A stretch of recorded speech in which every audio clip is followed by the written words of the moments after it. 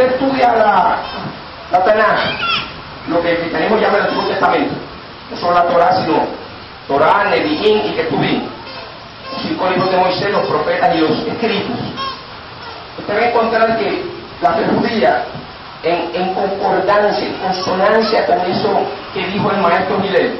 Entonces, la fe judía se puede resumir en Micaías capítulo 6 y verso 8. ¿Qué dice allí? Allí dice lo siguiente, dice: oh hombre, Él te ha mostrado lo que es bueno. ¿Y qué pide Dios de ti? Sino amar justicia y hacer misericordia, y que andes humildemente con tu Dios.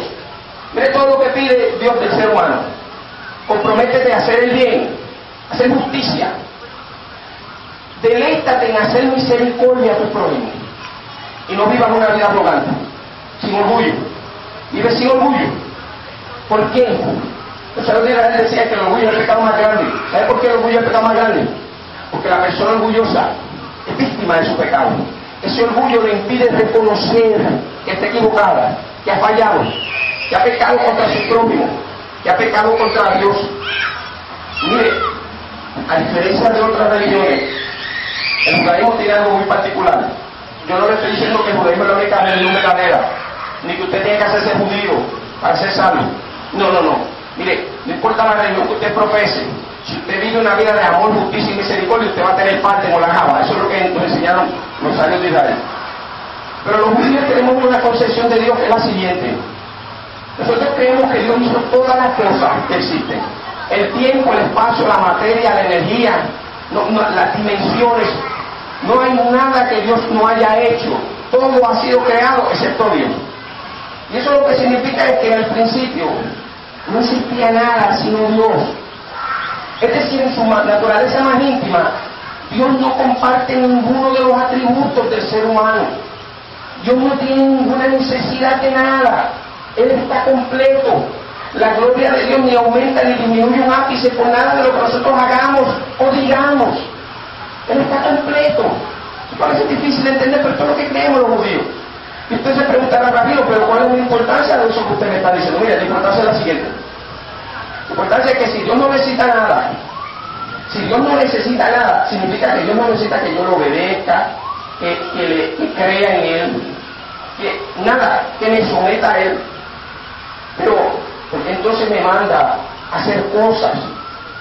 Mire, Él lo hace porque en su sabiduría Él sabe que es para nuestro propio bien. Por ejemplo, cuando la Escritura nos manda, este es el primer mandamiento: mira, escucha Israel, hay un solo Dios, y tú tienes que amarlo con toda tu mente, tu corazón y tu alma. Entonces, usted tiene que preguntarse, pero ¿cómo yo puedo amar a un Dios que yo no puedo tocar, que no tiene necesidad? A Dios yo no le puedo dar comida, a Dios yo no le puedo dar un vaso de agua, no lo puedo abrazar, no lo puedo besar. Coño, ¿cómo yo puedo amar a ese Dios? Sencillo. La Torah dice que Dios hizo al hombre a su imagen y semejanza. Así que la manera de amar a Dios es amando a mi prójimo. Entienda bien esto. La manera de amar a Dios es amando a mi prójimo. Toda la Torah, todo lo que está escrito ahí, no son sino símbolos para darnos esa enseñanza. Que Dios se agrada del que sufre, del necesitado. Mire, la Torah mandaba que nuestros ancestros sacrificaban ciertos tipos de animales: ovejas, bueyes, palomas.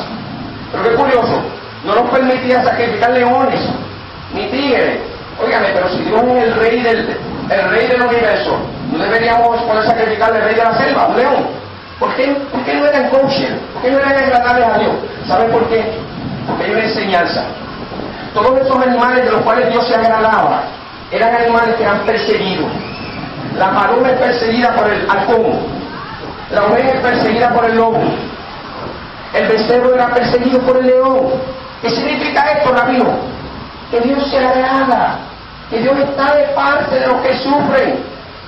Que si usted o yo tenemos que escoger entre perseguir a otros o ser perseguidos, debemos escoger ser perseguidos. El hecho de que Israel sea una nación tan despreciada y perseguida, ¿sabe lo que significa? Que cuenta con el favor divino, porque Dios no está con los opresores. Dios es un Dios que está con el que sufre, que se identifica con el dolor. No es que Dios necesite nada. Es por nuestro propio vivir. Parte de lo que la Torah dice es que Dios le decía a nuestros ancestros que iban a hacer un sacrificio y que ese sacrificio iba a ser un olor grato a Dios.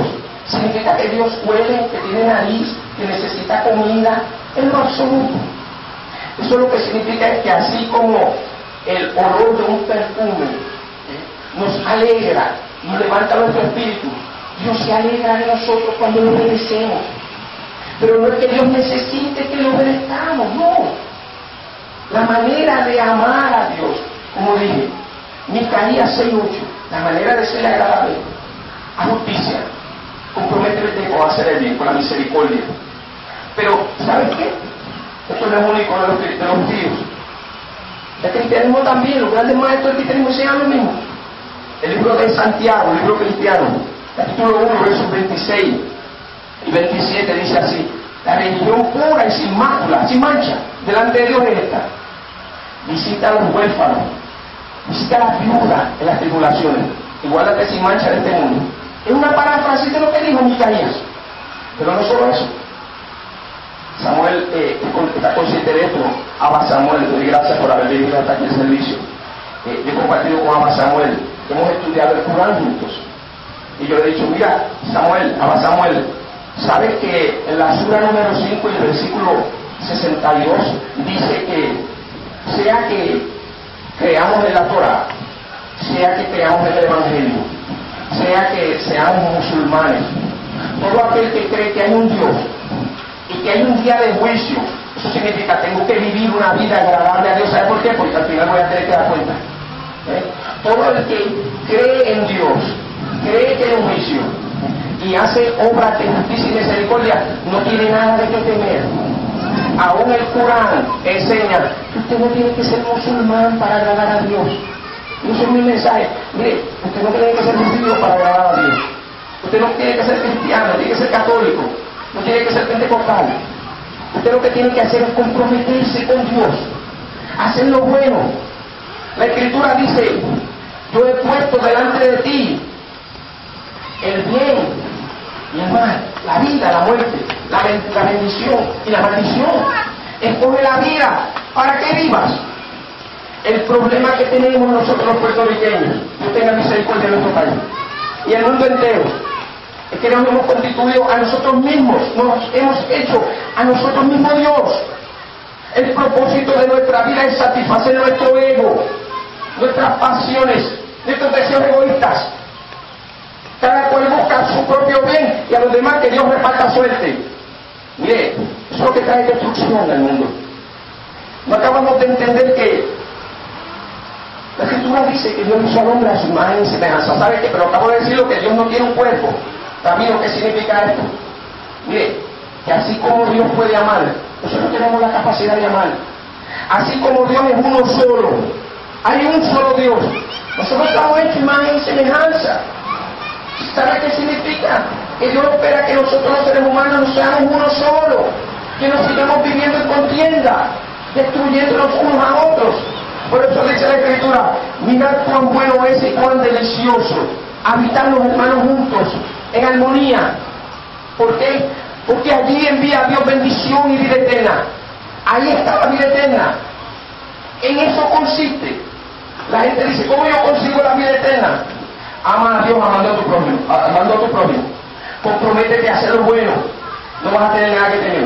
Te aseguro que vas a recibir recompensa en esta vida y en la próxima.